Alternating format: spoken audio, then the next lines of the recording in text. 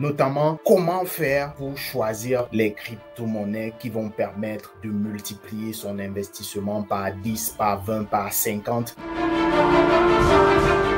Mais si je vous disais qu'en réalité, il y a un secret que j'ai découvert tout récemment en faisant mes recherches, tout comme j'ai fait des recherches pour écrire le livre, récemment, je cherchais encore et encore de comprendre quelle est la logique qui permet à certaines personnes de passer de 1000 dollars à 100 000 dollars.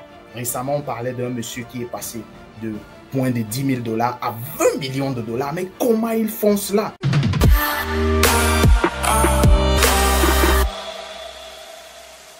Salut et bienvenue dans cette nouvelle vidéo. Ici le Dr Idriss Afak, encore de retour et accompagné avec notre expert Stéphane, n'est-ce pas? Et c'est un plaisir pour nous d'être là parmi vous pour cette nouvelle capsule où on va bien sûr revenir encore sur des thématiques encore pétillantes, encore palpitantes qui concernent les crypto-monnaies.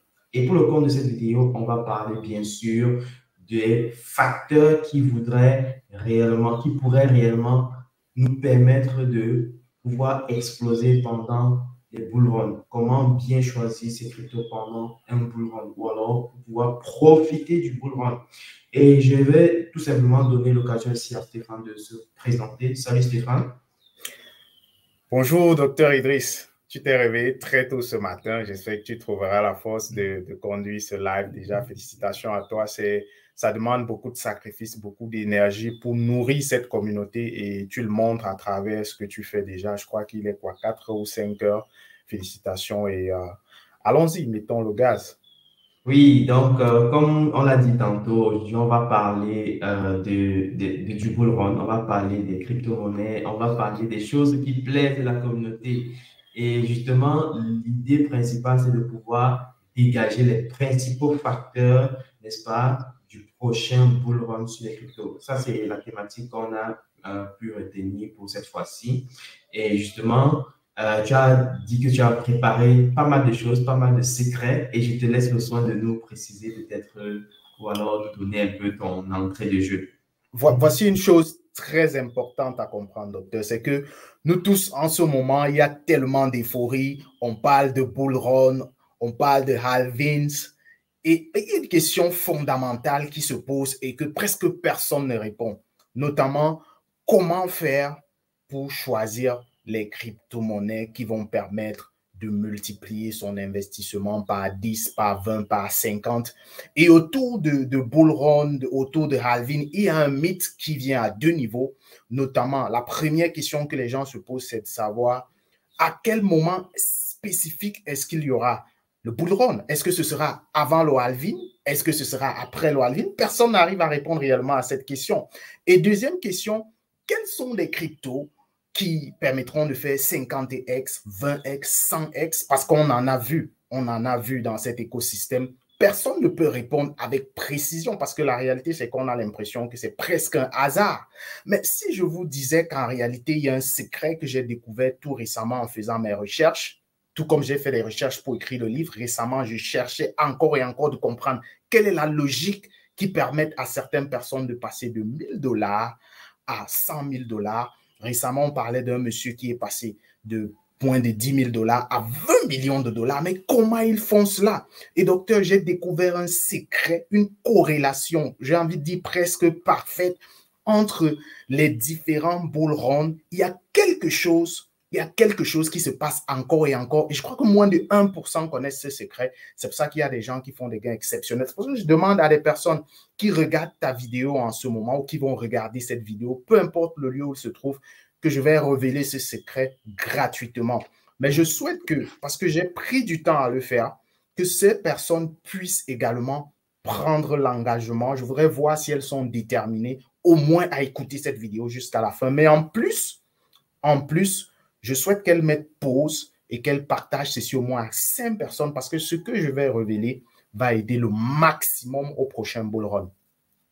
D'accord, ok, ça c'est très bien dit. Je tiens à rappeler que Stéphane est l'auteur du livre Initiation à la crypto-monnaie et j'ai personnellement préfacé ce livre. Donc, pour toutes ces personnes-là qui s'intéressent au livre, prenez le soin de nous contacter via le numéro qui s'affiche en bannière tout en bas de l'écran. Donc, ou alors, si vous êtes dans les groupes WhatsApp, c'est l'un de nos administrateurs. Il se fera le plaisir de vous donner la juste mesure à prendre pour pouvoir entrer accès à votre livre et même à la plateforme tout entière qui est associée à ce livre-là. Donc, voilà.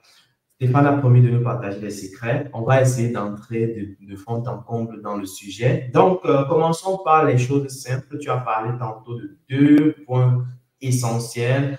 Beaucoup de personnes ne parviennent pas à maîtriser le timing du halving. Est-ce que le bull run va sortir avant le halving? Est-ce que le bull run va sortir après le halving? Quel qu'il en est? Comment est-ce qu'il faut se positionner dans toute cette histoire? Et quels sont véritablement les secrets? Ça, c'est le deuxième point d'élan qu'on va développer.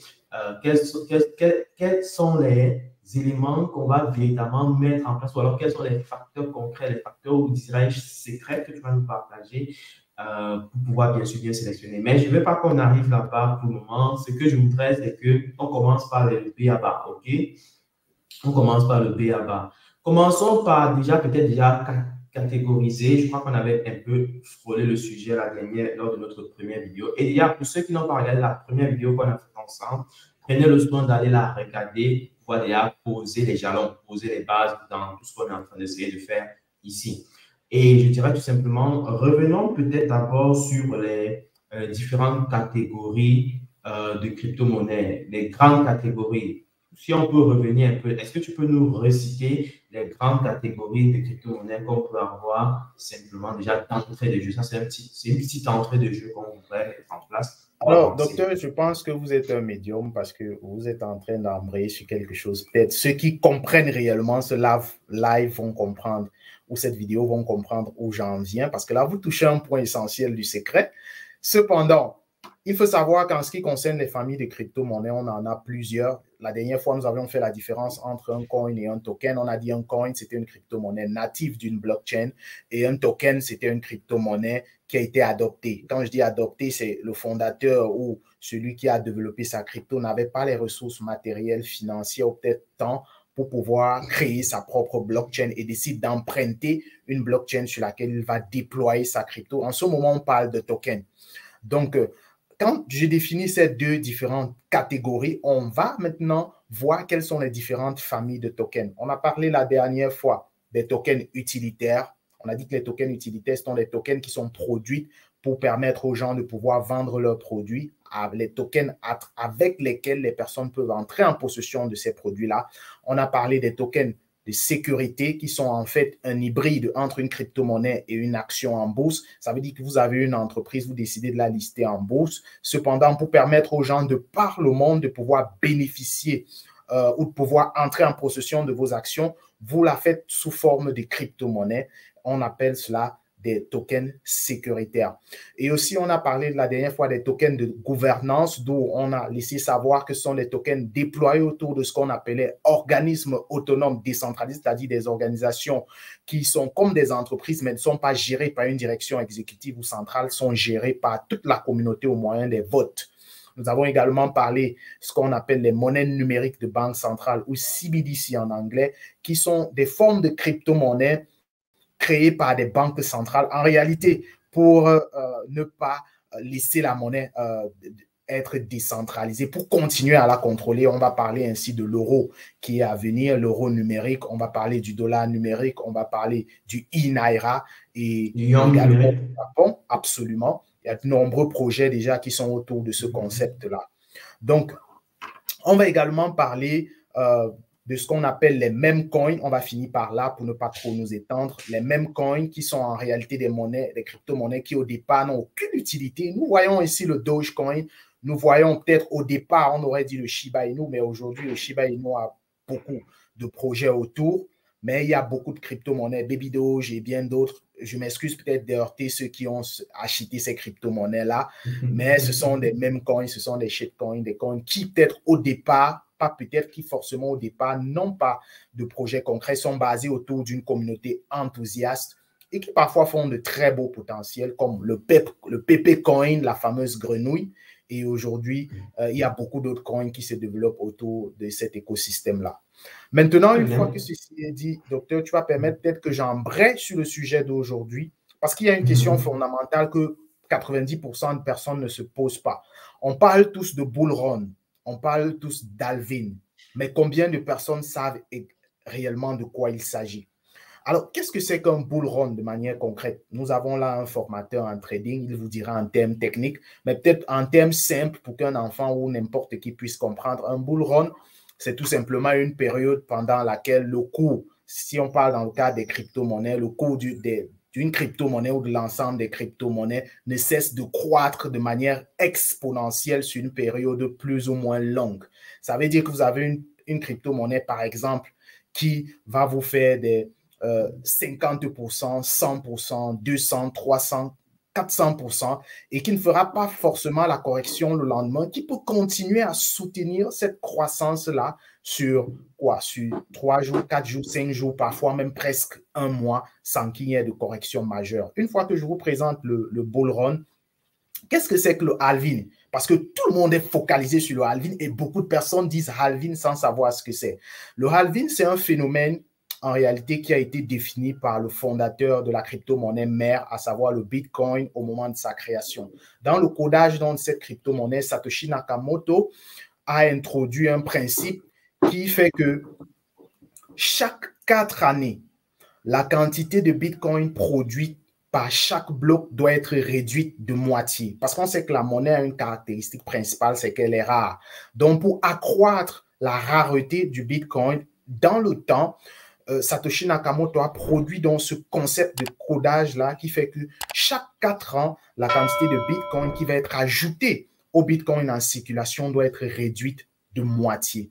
Donc, vous comprenez évidemment pourquoi il est clair que les gens pensent que c'est un phénomène qui augmente davantage l'enthousiasme, augmente les cours de la crypto-monnaie parce que de manière économique, simplement, si l'offre diminue ou si l'offre en circulation diminue ou si l'offre disponible diminue, probablement, et que la demande croît, forcément, la valeur va augmenter. Donc, voilà les deux principaux éléments que vous devrez comprendre pour la suite de cette interview. Très bien. Est-ce que j'ai une question simple? Donc, tu as cité tantôt que le halving est l'un des facteurs, l'un des facteurs, parce que ça va créer l'effet de rareté, ça se comprend d'un point de vue économique, ok. Est-ce qu'on peut, à côté de cela, citer quelques-uns comme facteurs, quelques autres facteurs, entre autres, on va dire ça comme ça, ou alors quelques précurseurs potentiels de ce prochain bull run? Est-ce qu'on ne devrait pas aussi penser à l'adoption qu'on essaie de voir de manière globale? Je vais par exemple te donner l'idée de l'adoption des ETF sur Ethereum, ETF sur Bitcoin Spot et autres. Bon, peut-être tu as quelques idées par rapport à tout ça. Je te laisse le soin de développer. Mais je sais quand même qu'il y a quand même une effervescence qui pourrait se produire dans ce sens-là. OK? Donc, vas-y. Docteur, je vais choquer les personnes qui nous regardent en ce moment. Le halving n'est qu'un déclencheur de bull run. Le halving n'est pas le facteur fondamental du bull run. Je vais peut-être aller un peu dans les chiffres pour arriver après sur le deuxième élément de la question. Regardons un peu la corrélation qu'il y a entre le halving et le bull run, les différents types d'halving. On a dit au départ que le halving se produisait chaque 4 années. Alors, si on part sur la base du principe que le Bitcoin, la blockchain du Bitcoin a été publiée en 2008, il est clair que le premier halving devait avoir lieu 4 années après 2008, c'est-à-dire en 2012. Donc, le premier halving a eu lieu en novembre 2012. Cependant, le premier bull run n'a pas eu lieu en novembre 2012. Le premier bull run a eu lieu presque un an après, c'est-à-dire en décembre 2013, où le cours du Bitcoin est passé de pratiquement 12 $ à un peu plus de 112 $. Et peut-être, docteur, il faut rappeler que avant 2010, le Bitcoin coûtait moins d'1 $. C'est incroyable, mais c'est vrai. OK? Et donc, vous voyez bien que la période entre le premier halving qui a eu lieu en 2012 et le premier bull run, c'est presque un an. Parce qu'on parle de novembre 2012 pour le halving et de décembre 2012 pour le premier bull run, où le bull run a permis qu'il y ait une croissance du cours du Bitcoin de 8000%. Donc, les personnes qui avaient investi en 2012 ont multiplié l'investissement par 8. Le deuxième halving a eu lieu, par contre, si on part de 2012, on ajoute 4 ans en 2016. Et c'était précisément en juillet 2016. Cependant, le halving de 2016 est un peu particulier parce que, docteur, si on suit la logique des gens d'aujourd'hui, on s'attendrait à ce que le second halving ait lieu soit en 2016, soit après 2016. En fait, le second bull run. Cependant, il y a eu ce que j'appellerais deux bull runs, en fait, en cette période-là. On a eu ce que j'appelle un mini bull run en 2015, où il y a eu une montée en croissance du cours du Bitcoin de pratiquement 112%. Et entre 2018 et 2019, vous voyez, c'est pratiquement 2 ans après le halving qui a eu lieu en 2016. Entre 2018, fin 2018 et début 2019, on a eu l'un des plus puissants bull runs, OK, qui a fait passer le Bitcoin de pratiquement une moyenne de $1 000 ou $1 100 à pratiquement $10 000. On parle de 10x, c'est-à-dire que les personnes qui ont investi en 2016, en 2015 ont multiplié leur investissement par 10. Cependant, il y a quelque chose de particulier qu'on n'explique pas aux gens. Beaucoup de gens sont focalisés autour du Bitcoin. C'est de savoir que en 2018 et 2019, vous avez eu des comptes comme XRP qui ont fait du 50x, c'est-à-dire qui multipliait carrément $300. Quelqu'un que je connaissais qui a investi $300 dans le XRP en 2018. Il s'est retrouvé avec $15 000 cette même année-là à cause de bull run. Donc, vous voyez déjà qu'il y a eu quelque chose de particulier qui s'est passé. Le bull run ne s'est pas passé forcément en 2016. Il y a eu un mini bull run en 2015 avant le halving. Il y a eu un grand bull run 2 ans après le halving entre 2018 et 2019. Le dernier bull run, c'était en 2021. Cependant, le dernier halving, c'était en 2020. Je pense plus précisément en mai 2020. Alors, ça, c'est le dernier halving en mai 2020. Cependant, le bull run qu'on a eu, ce n'était pas en 2020. C'était, je pense, pratiquement vers la fin d'année de 2021. OK? Oui. Où le Bitcoin a atteint un pic jamais égalé qui est passé d'une moyenne d'entre 6 000 et 10 000 dollars à environ 70 000 dollars, pour être plus précis, 68 789 dollars, un pic exceptionnel. Et je peux vous dire une chose, personne ne s'y attendait. Donc, cette montée en puissance-là a multiplié encore les investissements de certaines personnes par 10. Pourquoi je fais cette analyse-là si les gens me suivent pas à pas? C'est pour comprendre évidemment que le bull run ne vient pas toujours au moment du halving. Le bull run vient soit une année après, soit 2 années après, soit comme on a vu en 2016, pratiquement une année avant. Donc, le halving n'est qu'une étincelle, n'est quelque chose qui vient en fait inciter à ce que les phénomènes que je vais citer tout à l'heure se produisent. Et ce sont ces phénomènes-là qui réellement poussent le cours de ces crypto-monnaies à une hausse incroyable. Donc, pour faire un petit résumé rapide là, c'est que déjà d'entrée de jeu, si on regarde l'historique de tous les halvings, on va se rendre compte que dans la majorité des cas, là je parle vraiment de la corrélation, dans la majorité des cas, on va avoir le halving qui se produit. Éventuellement, c'est 1 an après ou alors quelques temps après qu'on va voir le bull run réellement se manifester sur le marché. Donc, le halving n'est qu'un accompagnateur, on va dire ça quelque part. Un déclencheur. Un déclencheur, voilà. Donc, maintenant, ce qui est dit, quels sont donc les autres facteurs qui pourraient donc précurser réellement le bull run une fois que le halving est produit, supposons? Les éléments diffèrent et beaucoup d'analystes se trompent presque toujours sur des crypto-monnaies qui vont exploser parce qu'elles essayent d'utiliser l'expérience des bull runs précédents. Il faut savoir que de manière globale, quand même, il y a un phénomène qui se produit presque toujours, à savoir ce qu'on appelle le FOMO. Et le FOMO, Fear and Missing Out, la peur de perdre. OK? Donc, la peur de perdre parce que les gens se disent, OK, puisqu'on en parle tellement, et ça c'est le deuxième facteur, puisqu'on en parle tellement, la pression médiatique, que ce soit sur les réseaux sociaux, que ce soit les médias, ce que j'appelle les médias classiques, à savoir les chaînes de télévision, radio et bien d'autres qui sont déjà aussi sur Internet, qui font que publier davantage autour, n'est-ce pas, du phénomène halving lui-même. Et qu'est-ce qui se passe? Évidemment, c'est que de nombreuses entreprises vont commencer à produire des projets, OK? À produire des projets qui vont aller dans le sens du halving.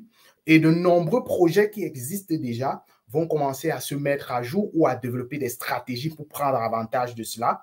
Et quand je parle de stratégie, je ne parle pas seulement des modifications techniques ou des éléments autour de leur projet ou de leur crypto, mais aussi je parle de la pression marketing, la pression médiatique autour de tout cela qui forcément produit quel effet chez les personnes, ou je vais dire chez la masse, qui produit généralement la peur de perdre. Les gens se hurry, comme on dit en anglais, pour pouvoir acheter parce que personne ne veut manquer une grosse opportunité. Donc, on a ces deux phénomènes-là. On a la pression médiatique qui produit généralement la peur de perdre, forcément.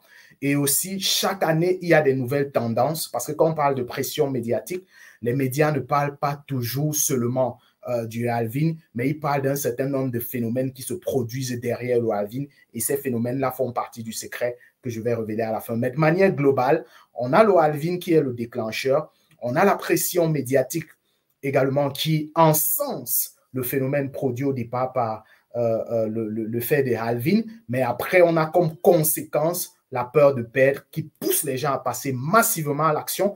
Mais docteur, il y a un phénomène important qui est la condition obligatoire du bull run. Parce qu'il faut savoir que si nous sommes 1000 à acheter la crypto et que l'année après où on prétend qu'il y aurait le bull run, on reste 1000 sur le marché, il n'y aura pas de bull run. Pour qu'il y ait de bull run, il faut qu'il y ait plus de capitaux.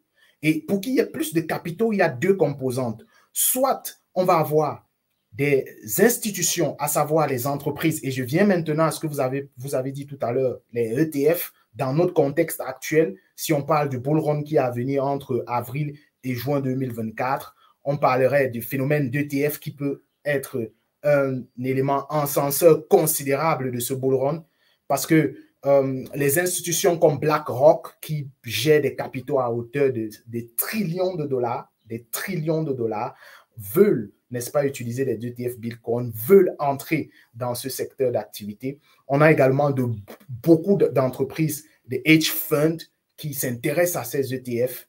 Même si l'ETF Bitcoin aujourd'hui est vraiment contré par la SEC, l'Europe est de plus en plus ouverte à cela et essaye de réguler. On voit les entreprises quitter les États-Unis pour s'installer de plus en plus un peu en Europe, un peu dans d'autres pays, au Moyen-Orient et autres, notamment à Dubaï, pour pouvoir réellement profiter. Et on est déjà dans l'effervescence du bull run. Vous voyez, beaucoup de personnes attendent qu'il y ait le halving, mais ces entreprises se préparent déjà au halving à travers ces stratégies-là. Donc, si les institutions doivent impulser un grand capital pour que la capitalisation globale du marché des cryptos explose, et c'est cette capitalisation en forte croissance-là qui va pousser ou générer le bull run. Mais on a une deuxième composante qui est même la plus importante, à savoir la masse.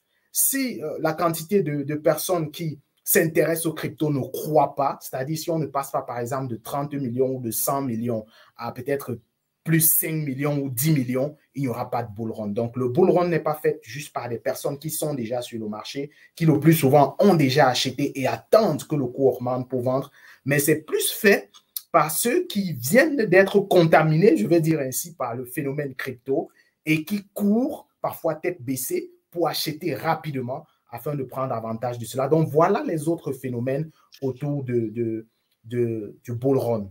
Ou alors par des personnes qui ont attendu très tard et finalement ne veulent pas rater l'opportunité, se précipitent à se lancer et à acheter des crypto-monnaies à tout et à tort et à travers, quoi. L'effet du FOMO. Oui, donc c'est ça en fait. Je pense que, entre autres, on va résumer, on va dire, il y a non seulement le halving qui est l'un des précurseurs principaux, il y a l'effet marketing, l'effet média, n'est-ce pas? Il y a l'effet de nouvelles tendances, ok? De nouvelles tendances qui vont se créer tout autour et qui vont peut-être parfois même faire plus de buzz que les crypto-monnaies qui existent déjà dans l'écosystème. Et bien sûr, il y a l'effet des ETF, des hedge funds, ok? Donc, si par exemple les ETF sont mis en place, alors là, ce sera la catastrophe sur les marchés, puisque de toute façon, ça va permettre à ces hedge funds tels que BlackRock, Citadel et autres de pouvoir bien sûr, donner l'occasion à leur investisseur d'entrer dans ce marché-là. Et ce sera de l'ordre des milliards de dollars. Et je vais révéler quelque chose de puissant, docteur, de savoir que Mhm. le moment d'entrer sur les marchés, tu l'as dit, les gens qui entrent trop tard, ce n'est pas après que les ETF. Vous savez, beaucoup de personnes comprennent des choses en retard. Les gens attendent qu'on dise que la SEC a accepté l'ETF Bitcoin de BlackRock pour y aller acheter. Une fois que BlackRock est entré sur le marché, BlackRock vient au moins avec 100 milliards de dollars qu'il injecte juste pour tester le marché.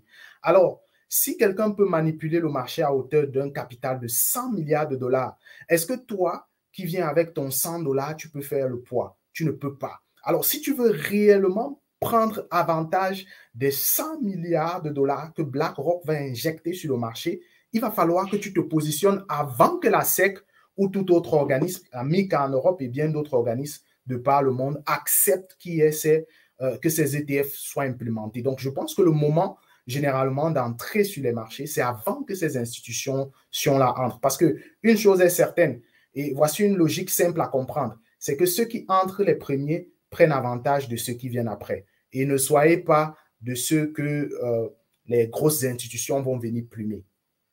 Oui, c'est clair. Donc, soit tu prends le risque qui va avec et tu entres très tôt avant que ces institutions ne se joignent à la fête. Parce que dès lors qu'elles vont rejoindre, les prix vont exploser, quoi. Donc, et si Absolument. tu n'étais pas dedans, c'est mort, c'est totalement mort. En général, c'est un phénomène où, techniquement parlant, tu dois décider d'accepter le risque qui va avec. Et bien sûr, il faut que ce risque-là, tu sois confortable avec. Il ne faut pas juste te dire que ah, je vais aller acheter, je vais me réaliser, je vais devenir millionnaire, je suis prêt à payer tout le prix. Non, tu dois mesurer naturellement le risque que tu vas être capable de supporter et tu dois naturellement entrer sur ce marché avant que les institutions, les grosses institutions se joignent à la fête. Alors, je pensais Absolument. également à un autre facteur, peut-être que je vais jeter aussi sur la table comme ça. C'est en fait, il y a un phénomène qui est en train de se produire aux États-Unis, qui est la transformation des dépôts bancaires en tokens. Ouais. Je ne sais pas si tu as suivi ça, mais c'est quelque chose qui est récent. Les banques comme la Citibank, Hmm. okay, Citigroup, c'est toujours une grosse banque à l'échelle de JP Morgan et autres, ont déjà lancé le processus. Ils ont lancé le processus. Et moi, je Et la pense que ça SEC a pourrait validé aussi. ça? Oui, oui, oui, c'est bien validé, tout. Donc, c'est en train de apprendre. Il y a eu des rencontres, des meetings pour faire des tests avec les autres banques. Ils ont déjà testé avec quelques entreprises de transport maritime et autres. Tout est validé avec succès. Ça veut dire que déjà, ce type de service va permettre que une entreprise X qui veut envoyer de l'argent dans un pays Y en instantané va devoir passer par là. C'est-à-dire, on va prendre ces dépôts, on va transformer en token, n'est-ce pas, qui vont appeler City Token. OK? Et on va pouvoir envoyer ça dans une autre banque, dans le système FedNow. Le système Je vois FedNow, juste qu'ils ont donc contré, sans te couper, vas-y. ils ont contré XRP parce que c'est presque la même technologie que la blockchain XRP.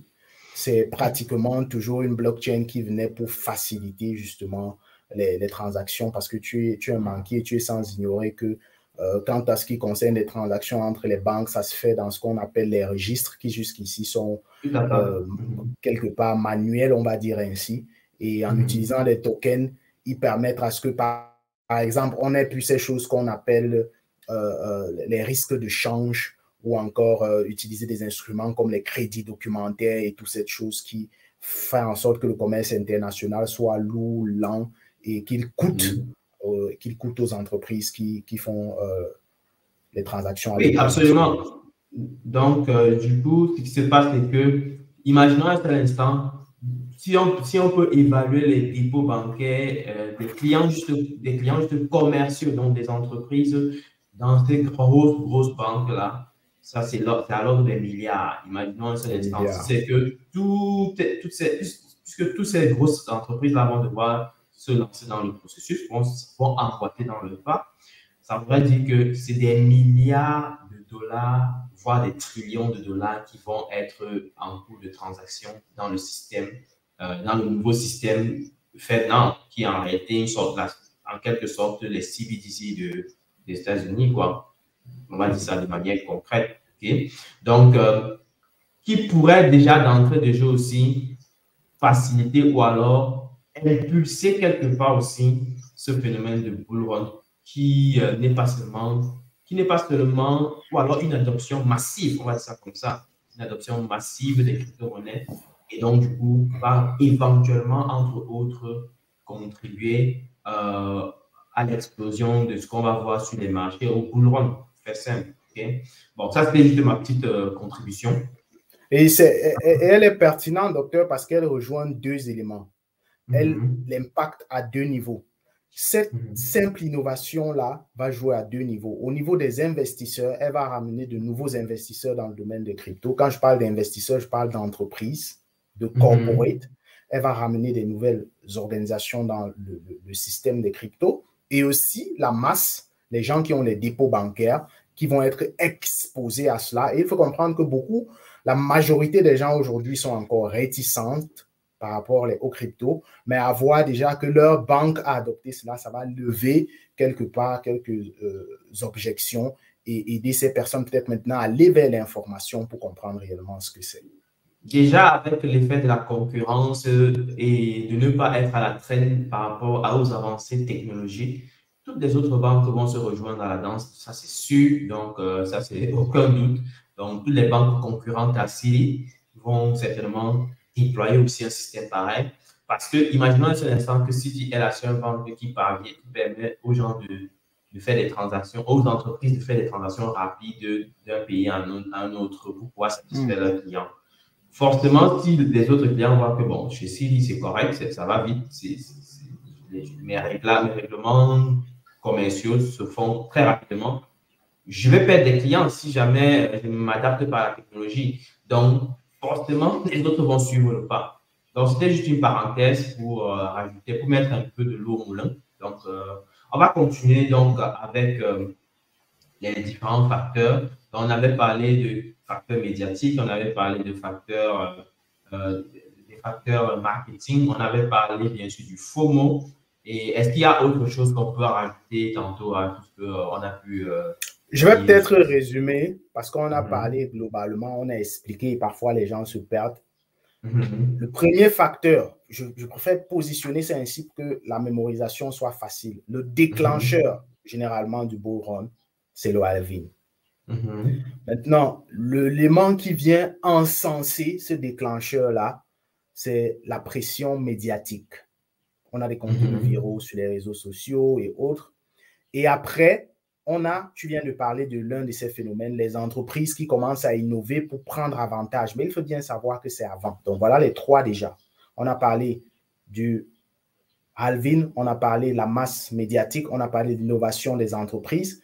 Maintenant, qui sont exposés à l'innovation et à la masse médiatique, c'est le public.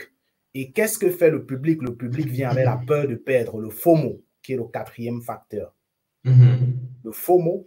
Et le dernier facteur, qui est aussi une des conséquences après le FOMO, c'est puisque si on a de plus en plus des gens qui n'étaient même pas exposés aux cryptos et qui entendent que voilà, ils ont la capacité ou la possibilité de multiplier l'investissement, le cinquième facteur fera qu'il y a beaucoup d'organisations qui vont peut-être commencer à convertir une partie de leurs avoirs en Bitcoin et on a aussi une autre partie, la masse, qui va vouloir peut-être prendre une partie de leur dépôt bancaire, peut-être 10% ou 20%, investi aussi dans les crypto-monnaies. Donc, voilà les 5 facteurs qui vont rejoindre le dernier facteur que je vais citer à la fin. Alors, est-ce que c'est le moment de citer ce dernier facteur ou bien je dois encore patienter?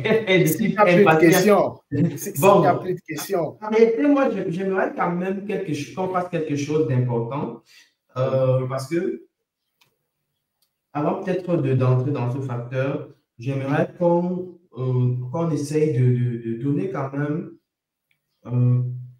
sur quelle base, on avait quand même cité déjà ça, on avait quand même déjà parlé de ça, des éléments, des facteurs. Là, on va pas peut-être aller en dehors du sujet. Je pense que c'est mieux comme ça. Parce que je voulais Comment choisir une revenir. crypto? Comment choisir une crypto? Parce que ça, c'est la question que les gens C'est vont dans le vraiment. dernier facteur. C'est la terreur des gens. C'est la clé du dernier facteur. Voilà. Donc, Parce qu'on peut en fait, raconter tout ce qu'on raconte et mhm, puis les gens ne savent voilà. pas réellement comment faire. On Peut-être peut que tout dire. Mhm. ouais, Vas-y, vas-y. Mhm. je pense même déjà que je vais livrer cela. Mais avant de livrer cela, je vais vous montrer la logique derrière. Beaucoup de personnes Mhm. regardent le FOMO et autres, mais le docteur, on a déjà dit ici au départ que investir, ce n'est pas quand les ETF sont sortis ou quand Citibank va créer son token ou quand tous les États du monde vont implémenter la blockchain. Non. Je vais peut-être rentrer dans l'histoire parce que c'est l'histoire aujourd'hui qui permet de faire des choses exceptionnelles. Rentrons sur les différents bull runs. Le premier bull run, on a dit tantôt que c'était en décembre 2013. Mais ce que les gens ne comprennent pas ou ce que les gens ne voient pas très rapidement, c'est très subtil, c'est que ce bull run était beaucoup plus focalisé sur le BTC parce que on n'avait pas encore certaines cryptos, on n'avait même pas encore 90% des cryptos. On parlait plus du Bitcoin. Cependant, après 2013, le deuxième bull run qui est venu plutôt entre 2018 et 2019, il y a quelque chose qui s'est produit. On avait déjà des crypto-monnaies comme Ethereum, on avait déjà des crypto-monnaies comme XRP. Alors, vous allez comprendre qu'entre 2017 et entre 2018 et 2019, le Bitcoin était dans 10x, 8x, c'est-à-dire multiplier les investissements par 10. Mais vous avez des cryptos qui ont multiplié les investissements par 50, par 100. On les appelait quoi? Les altcoins. Donc, l'endroit où il fallait mettre son argent, ce n'était plus forcément le Bitcoin comme en 2013, mais c'était dans ce que j'appelle les altcoins, les alternatives au Bitcoin. Est-ce que tu vois un peu déjà la logique? Et ça fait que tu as le Bitcoin qui a fait 10, 8x, mais tu as XRP qui a fait 50x. Je parle parce que j'ai des gens qui avaient mis 300 $ en 2018, en début 2018 et en fin 2018, ont multiplié les 300 en 15 000 $. Tu avais également le fait de Memecoin qui a commencé à avoir une certaine ampleur en, en, en 2018, dans le bull run de 2018, avec notamment le fait du Dogecoin, qui a commencé à montrer qu'il avait le potentiel, qui faisait beaucoup de tollé. Tu avais l'entrée également en scène d'Elon Musk avec ses fameux tweets. Justement, ça, c'est un des facteurs aussi, des personnes influentes qui font des tweets. Mais ça vous fait déjà comprendre, d'une part, la logique. 2013, on a le Bitcoin, on est focalisé. 2018-2019, on parle des altcoins qui produisent plus, où les gens font les gains massifs. Maintenant, qu'est-ce qui s'est passé en 2021? Ce n'était plus les altcoins comme XRP XRP n'a même pas fait 5x en 2021. Ça n'a même pas fait 2x, si je ne me trompe pas. Par contre, tu avais des nouvelles formes de crypto, les mêmes coins, qui ont fait 100x, 1000x en 2021. Ça, c'était une nouvelle tendance. Tu avais également une nouvelle tendance, les tokens non fongibles, les NFT, qui ont fait des gains exponentiels en 2021 avec CryptoPunk, CryptoKitty, Bored Ape Yacht Club, Mutant Ape Yacht Club, des tokens, des photos qui se vendaient à hauteur de centaines de milliers de dollars. Je me rappelle le phénomène CryptoKitty ou le phénomène CryptoPunk. Ce fameux CryptoPunk, ces fameux CryptoPunk qui étaient vendus à moins de 1000 $ et qui avaient des prix supérieurs à 50, 100 000 $ avec le bull run de 2021. Cependant, l'année 2021, on avait déjà la crise Covid, on avait la guerre et autres, mais il y avait quand même des petits événements, des petites nouvelles tendances qui faisaient ce que j'appelle des mini ou des micro bull runs, notamment le métavers avec des cryptos comme Mana, Sen ou Decentraland. OK? On avait également absolument des nouvelles tendances, un peu comme la DeFi, mais la DeFi mourait un peu dans 2022, début 2023, avec la chute des grandes plateformes de DeFi, OK? Comme Voyager, qui est quelque part le précurseur de la chute des FTX, OK? Parce que c'est de là que toute la vérité est sortie. Et cette année, début 2023 également, si je te rappelle, en début d'année, on a eu un semblant de ce que j'appellerais un micro bull run. Avec quoi? Avec l'intelligence artificielle. Je vais revenir. Je vais tout simplement là vous citer en fait que chaque bull run a une nouvelle tendance. Et où il faut chercher les coins à acheter, voici le secret, c'est de trouver la nouvelle tendance. Je me résume encore. En 2013, si tu trouvais le Bitcoin, tu devais avoir, c'était la seule crypto par ailleurs, presque. C'était la plus crypto la plus populaire. tendancielle. Voilà. Entre 2018 et 2019, si tu achetais des altcoins qui étaient généralement après le Bitcoin, à savoir Ethereum, à savoir XRP, à savoir le Litecoin, à savoir le Cardano, tu devais également faire des gains qui étaient supérieurs au Bitcoin. Ça, c'était la tendance de 2018. Ce n'était plus forcément le Bitcoin. En 2021, si tu achetais de Shiba Inu, si tu avais acheté le Dogecoin, qui sont les mêmes coins, tu devais exploser. Si tu avais acheté certains NFT, tu devais exploser. Tu vas avoir un gain supérieur à celui qui a acheté juste le Bitcoin. Donc, vous voyez qu'on est parti de Bitcoin à altcoin, altcoin à Memecoin à token non fongible, en passant un peu en 2022, entre 2022 et 2023, dans une tendance morose de métavers, où on a vu certains coins qui étaient liés à la réalité virtuelle, qui ont commencé à faire des petites explosions. Mais actuellement, ce sur quoi vous devez focaliser votre attention, et je le dis sans risque de me tromper, certes, le Bitcoin, les NFT, les mêmes coins et toutes ces cryptos-là vont toujours faire des petits potentiels pendant le prochain bull run, on ne sait pas quand, mais je peux vous dire que sans grand risque de me tromper, que la nouvelle grande tendance qui va faire parler sortira de l'intelligence artificielle. Pourquoi? Donc, j'ai déjà le secret alors. Parce que l'intelligence artificielle, aujourd'hui, il y a beaucoup de choses que je fais, je vais dire, de personnes de la Silicon Valley avec qui je communique parfois. Et je peux vous dire que vous n'avez même pas besoin de communiquer avec ces gens. Si vous allez sur YouTube, vous allez vous rendre compte que la Silicon Valley a le vent en poupe en ce moment. Les capitaux des venture capital sont focalisés sur tout ce qui concerne l'IA. Il semble que lorsque tu respires IA, on vient seulement verser l'argent. Donc, je pense que les prochains coins, la prochaine pépite dorée du prochain Bitcoin, du prochain bull run sortira de l'intelligence artificielle. Maintenant, comment? Cette intelligence artificielle-là peut être liée à la DeFi, ça peut être lié au métavers, ça peut être lié au même coin, ça peut être lié à tout autre phénomène qu'on a précité. Ça veut dire que qu'est-ce que les gens vont commencer à faire ou ont commencé déjà à faire? Ils vont prendre l'intelligence artificielle qu'ils vont combiner au projet de Memecoin, par exemple. Ils vont prendre l'intelligence artificielle qu'ils vont combiner au projet de finances décentralisées, par exemple. C'est-à-dire qu'ils vont utiliser l'intelligence artificielle pour répéter l'ensemble des tendances qu'on a déjà eues.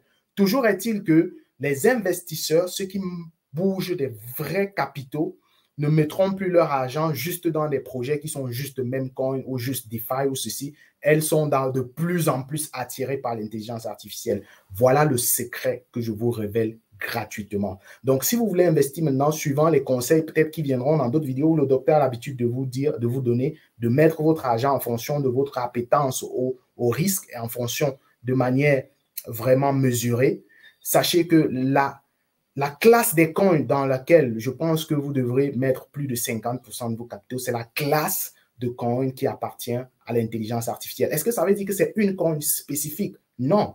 On a vu des coins comme Agix, on a vu des coins comme FIT et bien d'autres qui, au début d'année, ont fait des 5X, des 3X, des 6X, ont approché le 10X. Ben, je peux vous dire qu'au prochain bull run, peut-être ce ne sera pas ce que j'ai cité, je doute même que ce soit cela, ce sera une nouvelle vague de crypto qui sont liés à des projets d'intelligence artificielle. J'espère que dans ce cas, moi je veux comprendre, parce que je veux le secret aussi. Ouais, je ne veux pas me négliger, d'accord? Donc du coup, ce que je vais résumer ici, c'est que il va falloir en réalité combiner intelligence artificielle à tout autre secteur d'activité éventuellement, mais dans le cadre des crypto-monnaies. Donc, pour quelqu'un qui s'y intéresse, il va par exemple aller sur CoinMarketCap, il va aller se focus sur tout ce qui est projet lié en tout cas dans le secteur intelligence artificielle, dans l'industrie intelligence artificielle. Il va fouiller les crypto-monnaies qui ont du potentiel et peut-être voir ce qu'il va prendre comme sélection. Donc, ça peut-être même la crypto-monnaie en question n'est même pas encore née, qui sait? Absolument. Peut-être, qui sait? Donc, tout ça, là, il faut prendre en considération. Mais c'est pour peut-être résumer en disant que le secteur d'activité de l'intelligence artificielle, c'est à considérer. Et je pense que tu as totalement raison parce que quand je fais un peu un voyage dans l'historique des bull runs, je me rends bien compte que en général, ce qui va se passer, c'est que il y aura toujours une nouvelle crypto de tendance ou alors quelques cryptos de tendance qui vont vraiment prendre le vent en poupe. Ils vont exploser, mais de manière exponentielle. Ouais. Et donc, du coup, par exemple, lorsqu'on parle du bull run de 2021, on a eu les cryptos dans la métaverse qui ont explosé. On a eu même les meme coins qui ont également explosé. Donc, mais je reste quand même à l'écart des meme coins. Je veux toujours quand même quelque chose qui a du fondamental. Et donc, du coup, la métaverse était vraiment en effervescence. Donc, on pouvait bien voir que beaucoup s'y intéressaient, beaucoup prenaient cela avec beaucoup de considération. Et lorsqu'on va encore beaucoup plus loin, en 2017-2018, on a également eu des crypto-monnaies qui étaient... Bon, le Bitcoin était encore bien en tendance parce que les gens découvraient encore, puisque en ce moment-là, c'était passé à 20 000 dollars. Et beaucoup ne pouvaient plus investir. Beaucoup ne pouvaient plus investir. Le petit investisseur ne pouvait... Pourquoi est-ce que la tendance change en fait? C'est qu'à chaque fois, quand les gens viennent, ils viennent trop tard. Et tu l'as dit, quand le Bitcoin coûte déjà 20 000 dollars, en Afrique centrale, par exemple, plus de 10 millions de francs, plus de 12 millions de francs, celui qui a son 100 dollars, 50 000, 100 000, il ne peut plus aller investir dans le Bitcoin. Qu'est-ce qu'il fait? Ils ont acheté en cette année-là les altcoins qui coûtaient moins d'un dollar, qui coûtaient un cent par exemple. Et c'est pour ça que ce sont des cryptos qui, à chaque fois... Parce que si tu regardes également le fait de l'explosion des NFT, je me rappelle à l'époque, on nous donnait même les NFT gratuitement. Les gens créaient des collections d'NFT. Il y avait une tendance marketing autour des NFT qui était de créer son NFT, ajouter des royalties, partager gratuitement. Et maintenant, en sachant qu'on partage gratuitement, on ne gagne rien à l'initial. Mais ceux qui l'ont vont essayer de revendre. Et c'est en revendant cela que le créateur, à l'aide des royalties, se faisait des gains. Mais dans les années 2021, certains NFT qui étaient partagés gratuitement, tout comme le Bitcoin était partagé gratuitement dans les années 2009-2010, les NFT l'étaient en 2020-2021, et on a vu après, vers la fin de cette année, que ce n'était plus le cas. Il y a des gens qui se sont fait 100x, 1000x, j'ai peur de dire même 10 000x sur certains tokens non fongibles. C'est la folie, mais c'est des personnes qui ont compris cette tendance-là très tôt. Oui, absolument, absolument. Les NFT, c'était une explosion sans pareil. Malheureusement, ça a perdu beaucoup de valeur depuis un moment. C'est triste, quoi. Bref, c'est ça qui est la réalité. L'investissement, c'est dynamique. Il faut être prêt à accepter les nouvelles dynamiques, les changements de tendance. Et bien sûr, quand qui dit changement de tendance, il faut clairement se préparer à de telles situations, surtout pour le bull run qui arrive.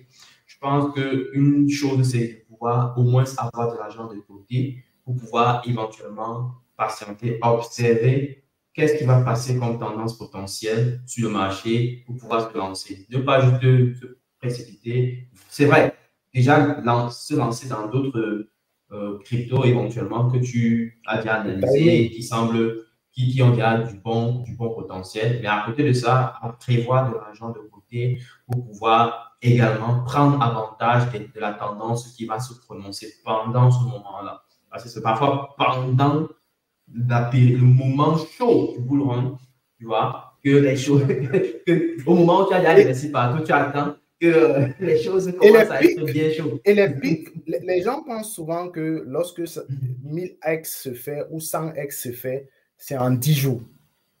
Le Bitcoin a atteint son all-time high. On parle de 68 000, mais il me souvient bien que je crois que j'avais vu un moment sur des graphiques en 2021 où ça avait atteint pratiquement 70 000 dollars. Et c'est des choses qui se font parfois en quelques heures, j'ai envie de dire quelques minutes et parfois même quelques secondes. C'est-à-dire que le pic explose pour une raison ou pour une autre. C'est-à-dire que vous aurez une petite poussée. Voici comment ça se produit généralement. Ça commence par une petite poussée.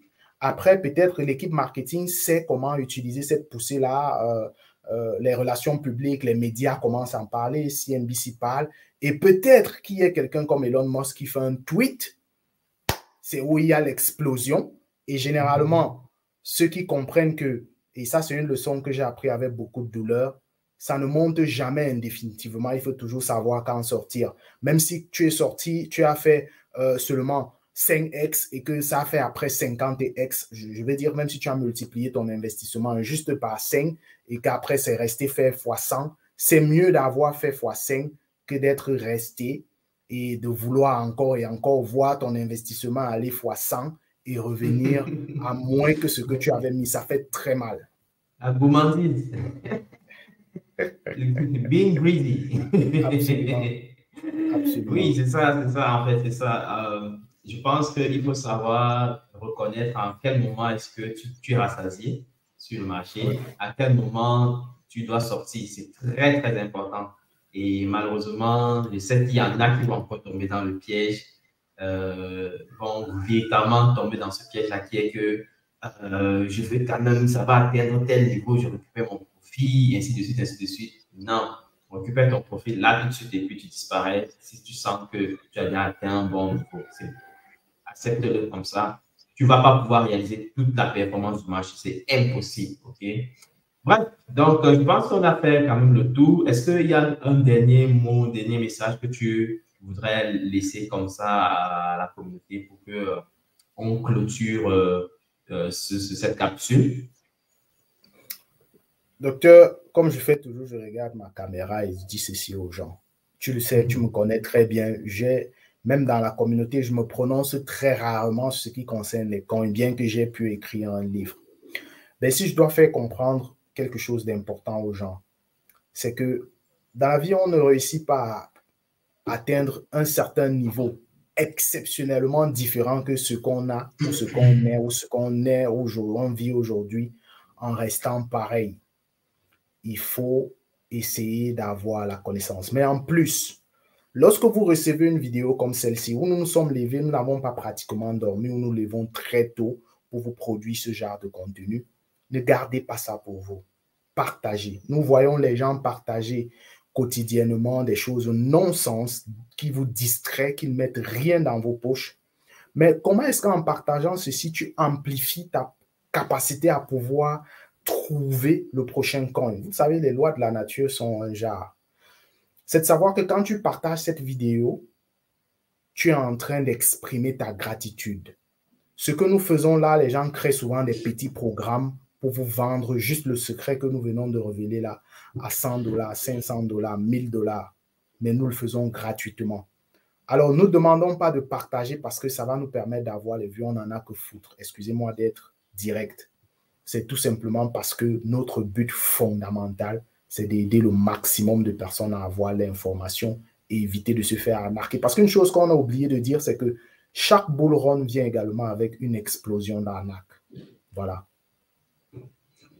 Donc, merci encore Stéphane, c'était au top. Je pense qu'on a partagé pas mal d'éléments. Et j'inviterai bien sûr toute la communauté, si vous êtes intéressé par le livre Initiation à la crypto-monnaie, prenez le soin encore de nous contacter par le numéro qui s'affiche dans la bannière défilante. Donc, vous allez voir un numéro qui défile là. Et bien sûr, ce sera un plaisir de pouvoir vous servir. Si vous êtes déjà dans les groupes WhatsApp, prenez le soin de pouvoir, bien sûr, contacter l'un des administrateurs de groupe. Il va vous donner l'occasion de pouvoir entrer en possession de votre livre et de la plateforme qui va avec. Une autre chose, c'est que si vous avez aimé la vidéo, prenez le soin de liker, prenez le soin de partager, prenez le soin de poser vos questions en commentaire de la vidéo. Et bien sûr, si vous avez des thématiques qui vous intéressent concernant l'écosystème des crypto-monnaies, n'hésitez pas aussi à balancer dans les commentaires pour qu'on puisse aborder. Donc, ça nous permettra de peut-être servir aussi ce qui est dans vos intentions. Donc, c'est très important. Et surtout, revoyez cette vidéo avec beaucoup de pincettes. Prenez des notes, je vous recommanderais, parce que beaucoup négligent, beaucoup regardent et écoutent ça comme si c'était de la radio. Non, vous devez prendre des notes. Vous devez prendre des notes parce que chaque élément qui est évoqué ici, là, moi, je peux vous garantir, c'est extrêmement utile. Je peux vous dire, c'est extrêmement utile. OK? Donc, voilà. Ceci étant dit, je vais vous laisser sur ce point et je vais vous souhaiter encore une très belle journée, une très belle soirée. Et on se retrouve pour une prochaine vidéo. À très, très bientôt. Ciao.